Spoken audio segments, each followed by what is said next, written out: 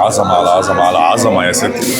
بكره لما ما بعرفش اجاوب. ست هو كوكب الشرق وايه كمان. هنسألك أسئلة سريعة عن معلومات أم كلثوم، نعرف كده أنت عارفها قد إيه. بحاول. لو تفتكروا ليه كانت بتمسك دايما منديل في إيديها على المسرح وهي بتغني؟ ليه؟ حد اداهولها. اكيد مش ستايل يعني. لان ايديها كانت بتعرق جامد قوي. صح. وحاجه تانية عشان ما كانتش بتحب ان هي تسلم على حد، ده برضو هنشوف. ايه ده بس كده؟ عارفين اسمها الحقيقي إيه؟ بكره لما ما بعرفش اجاوب. اسمها صابرين باين. لا طول الفيلم كان بيقول لها ام كلثوم. فاطمه، طبعا فاطمه. طيب ممكن تقول لنا 3 أسامي أو ألقاب الناس أطلقوها على أم كلثوم؟ لولها لولو ولا ايه؟ كوكب الشرق. سيدة الغناء العربي. صح. الست. ست هو كوكب الشرق وايه كمان. قول لي رقم.